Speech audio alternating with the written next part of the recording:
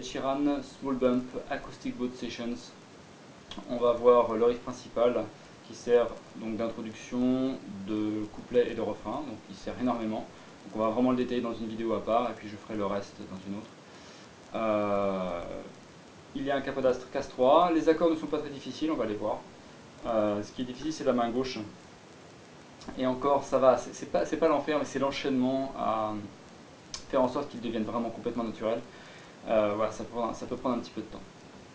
Donc je vous le joue une fois pour vous montrer comment ça sonne de mon côté et ça vous verrez si ça vous intéresse de l'apprendre comme ça.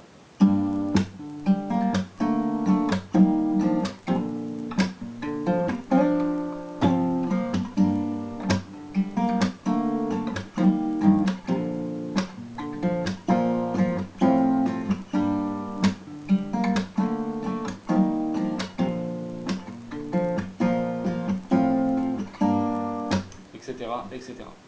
D'ailleurs je précise tout de suite, il y a un passage, mais j'ai tendance à le faire pas tout à fait comme lui. Là j'ai réussi à me contrôler, mais typiquement c'est moins naturel. C'est ce passage là. J'ai tendance à faire la percu avant en fait. Bon bref, c'est du détail. Donc on va voir d'abord les accords. Position de mi mineur, très classique, de numéro 1 et 2 en case 2 tous les deux, corde 5 et corde 4. Ensuite, il y aura une position de si enrichie. On peut considérer aussi que c'est un mi mineur enrichi, mais bon, là, typiquement, ce genre de position, je considère plutôt que c'est un si, puisqu'il y a un si à la basse, plutôt qu'un renversement. C'est exactement comme le mi mineur, sauf qu'au lieu d'avoir le doigt numéro 2, case 2, on a le doigt numéro 4, case 4, ou le doigt numéro 3. Après, pareil, hein, les doigtés en eux-mêmes, ça, c'est à vous de voir. La sonorité, bon, bah, ça, c'est le doigt sur telle case, il n'y a pas de problème. Mais le doigt en lui-même, ça vous pouvez le changer, évidemment ça ne change rien. C'est à vous de voir par rapport à vos facilités. Donc, mi mineur. C'est un si, bon si on considère que c'est un si, do, ré, mi, fa, sol, c'est un si sixième. Ensuite vous avez une moitié de do majeur, normalement l'accord de do majeur c'est ça, mais là il utilise que ces deux cases là puisqu'on ne gratte pas les dernières cordes. Encore que on pourrait presque gratter la corde de si, ça serait pas grave, ça sera un enrichissement, ça pourrait être assez joli. Bref, mais là, moitié de position, do numéro 2, case 3, corde 5, do numéro 1, case 2, corde 4. Et la même chose après juste au-dessus en sol. Donc voilà, on monte les deux doigts d'une corde. Et le dernier accord, normalement le dernier accord de tout ce riff, c'est un ré majeur, sauf qu'il ne le fait jamais comme ça.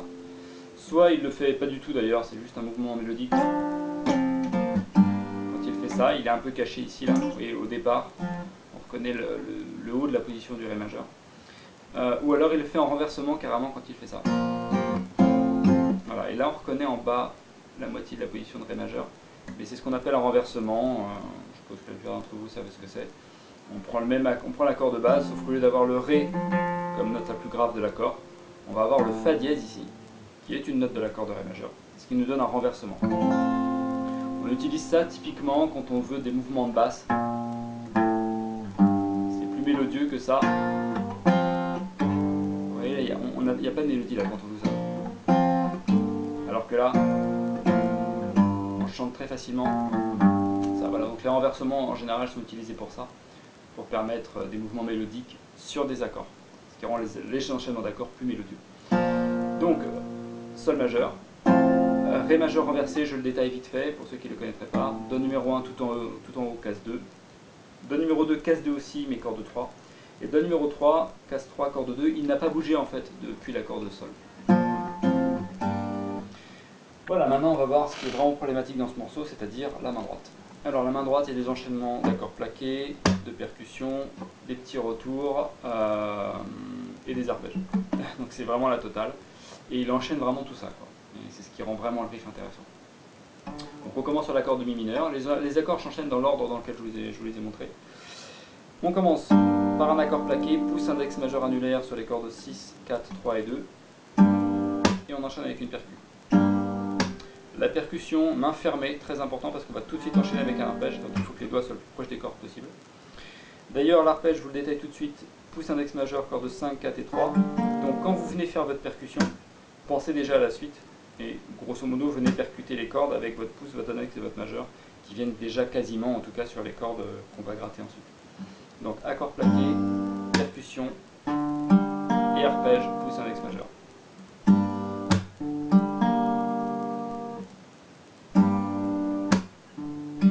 Vous voyez, moi j'ai quasiment pas à bouger mon pouce, mon index et mon majeur quand j'attaque les cordes ensuite. C'est vraiment important pour garder le rythme.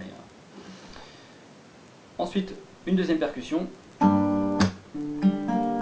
il y aura énormément de percussions dans ce morceau. Et ça, c'est le premier pattern rythmique en fait. Il va le réutiliser à l'identique quasiment en fait. Bon, rythmiquement, il y aura une petite variation, mais vraiment le pattern accord plaqué, percussion, arpège, percussion, c'est le même sur l'accord de sol. Il va refaire exactement la même chose avec l'accord de sol. Sur des cordes un petit peu différentes, et encore, ça, vous pourriez faire les mêmes cordes, ça ne changerait rien. Mais vraiment, ce pattern, travaillez-le. Enchaîner plusieurs fois, ça n'a aucune importance. Dans le morceau, il ne le fait qu'une fois évidemment, mais vraiment pour vous habituer à le faire de manière complètement autonome. Une fois que vous avez fini ce pattern, vous avez la deuxième position que je vous ai montré tout à l'heure, le Si, avec le Do numéro 4 casse-4. Le Do numéro 1, ne le bougez pas, ça ne sert à rien. Et là, on va avoir le deuxième pattern, qu'il va faire d'ailleurs 2 fois de suite sur 2 accords différents. Il va l'enchaîner également sur le Do majeur. C'est ça. Je vous le détaille. Donc, accord plaqué, pouce index majeur sur des cordes 5, 4 et 3. Un tout petit retour. Le retour, il doit vraiment être discret. J'exagère un petit peu peut-être. Et ça, le retour s'enchaîne direct sur une percu. Donc, habituez-vous pareil à faire ce mouvement-là. Il est assez naturel, je pense. On plaque l'accord, retour, percu. Et pareil, habituez-vous à l'enchaîner, parce que typiquement il va en faire 2 de suite, il va revenir assez souvent dans le morceau. Donc depuis le départ, enchaîner les deux par contre peut poser problème.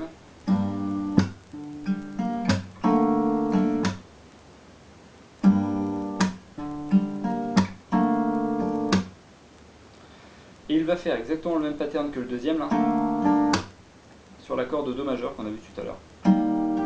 Exactement la même chose, accord, plaqué, retour, percussion. Et il enchaîne complètement les deux. Et vous voyez, là c'est ce que je vous disais tout à l'heure, c'est vraiment là où le fait de percuter les cordes en pensant déjà à l'accord plaqué suivant ou à l'arpège suivant sert, parce qu'avec le changement, on n'a vraiment pas le temps de penser à s'occuper de la main droite. Un petit truc en plus sur cet accord là que Ed Sheeran fait tout le temps, beaucoup d'accords folk, beaucoup de guitaristes folk le font, mais alors lui il en abuse presque, ce sont les appoggiatures qui permettent de donner un petit peu de dynamisme à l'enchaînement. C'est sur le Do majeur, en fait l'idée c'est d'enlever un doigt de l'accord et de le rajouter une fois que vous avez joué, donc vous n'attaquez qu'une seule fois les cordes. Et un des doigts, là en l'occurrence le doigt 1, vient frapper la case où il devait normalement se situer. Il faut vraiment y aller fort parce que si vous posez juste le doigt, vous risquez d'entendre ça, quoi. Donc il faut vraiment frapper comme un legato en fait. Bon, je suppose que vous connaissez déjà ça si vous vous attaquez à ce morceau-là. Mais comme je le disais, comme ça un morceau qui peut être intéressant pour les débutants, je vais détailler un petit peu comme si vous étiez vraiment débutant ou presque. Voilà, on enchaîne les deux. Alors typiquement là, moi, peut-être que quand je l'ai joué tout au départ, j'ai fait ça. J'ai tendance à vouloir entendre deux fois le Ré, et normalement il ne faut pas l'enlever sur le Do majeur. Et je le dis parce qu'il est possible que je l'ai fait tout au départ. Et là, exactement la même chose que sur le Do, accord plaqué sur les cordes 6, 5 et 4, et on vient faire le même legato. Et à partir de là, en fait, à partir de cet accord, c'est exactement la même rythmique que sur le premier accord, c'est-à-dire sur le Mi mineur. Et on refait la même chose là.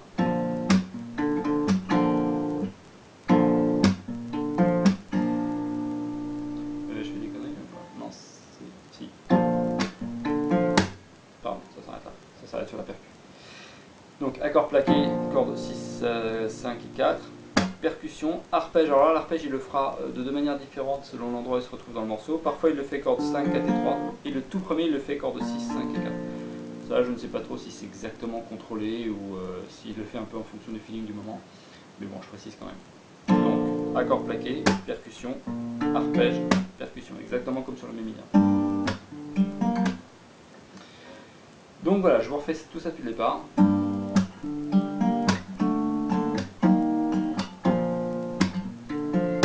Voilà. Et là, donc là en tout on a eu deux patterns rythmiques en fait, hein. Le premier sur le mi et sur le sol, et un autre qu'on a enchaîné deux fois de suite sur le si et sur le do. Et la fin, qui est un petit peu particulière, il y a deux manières de le faire. La manière comme lui est celle que moi je fais instinctivement. Donc pareil, typiquement, il ne faut pas hésiter à changer un peu ces morceaux-là. On n'est pas là pour copier exactement ce qu'il fait. Lui, il l'a joué comme ça parce qu'au feeling, il le sentait comme ça. Mais typiquement, il ne faut pas hésiter à le changer pour le faire, à l'adapter à son feeling à soi. Je vais quand même vous montrer comment lui, il le fait. On a donc le Do numéro 2, c'est ça, ouais, Do numéro... Ouais, j'utilise le Do 2. Case 2, corde 3. Index majeur ici, corde 4 et 3. Double note. Et on a direct un glissé jusqu'à la corde 4. Et ensuite, on a alors un passage un peu particulier. Il fait une FQ et en même temps, il vient gratter avec index majeur en l'étendant légèrement. Et il rajoute le slide dans l'autre sens. Donc, je récapitule, il y a une percu. En même temps qu'il fait la percu, il fait ça. Donc, du coup, ça fait... Voilà. Ça, j'aime pas trop. D'ailleurs, c'est pas très précis. Je vous expliquerai pourquoi il fait ça ensuite. Et le glisse dans l'autre sens. Donc... Et typiquement, moi, j'ai tendance à faire... C'est-à-dire à faire la percu d'abord et à faire index majeur ensuite. Le fait de faire la percu d'abord permet justement de faire un picking comme d'hab, plutôt que d'avoir ce mouvement un peu particulier de l'index et du majeur. Pourquoi il fait ça justement? Parce que lui il veut la percu en même temps que le fait de jouer les cordes. Et donc du coup si vous essayez de faire du picking normal, c'est pas possible. Pourquoi? Parce que vous avez un geste qui va dans ce sens là vers les cordes, c'est la percu, et le mouvement de picking qui va dans l'autre sens, pardon. Donc évidemment c'est contradictoire, c'est pour ça qu'il fait ça. Et après le grattage de cordes index majeur, vous avez un legato encore une fois avec le Do numéro 2. Il n'y a rien au départ. Très doucement, il n'est pas évident ce passage. Picking normal. Ce petit geste à travailler, on va faire le slide inversé tout de suite après. Et legato. Voilà, ça c'est la fin du riff. Et il recommence. Quand il recommence, il est en contretemps par rapport au départ. Au départ, il commençait 3, 4. Voilà, et là du coup, vous voyez, il rebondit. Bon, mais ça vous le fera à l'oreille. Il recommence. Et là, typiquement, il refait exactement la rythmique de tout à l'heure. Alors, par contre, je vais quand même redétailler. Donc, il recommence tout.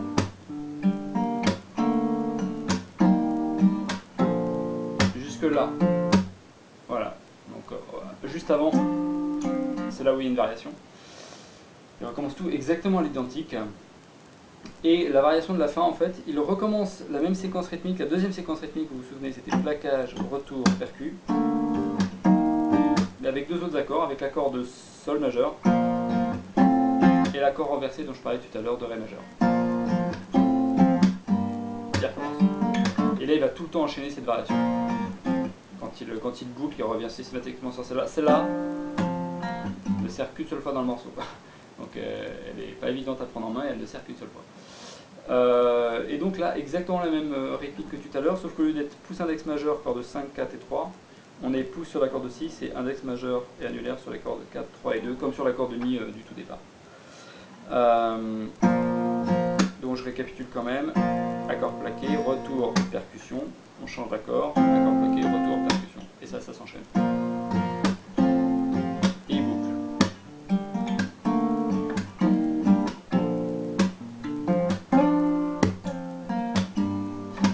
Typiquement.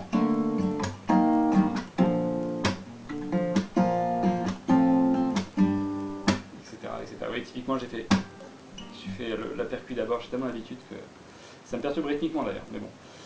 Donc voilà pour le riff d'intro, qu'il refait des tas et des tas de fois dans le morceau avec des toutes petites variations que je ne détaille pas parce qu'elles sont pas importantes et il doit être un peu en impro parfois. Par exemple, quand il revient, il fait parfois des petits legatos, mais bon, ça n'a aucune importance. Voilà pour le riff principal de Small Bump.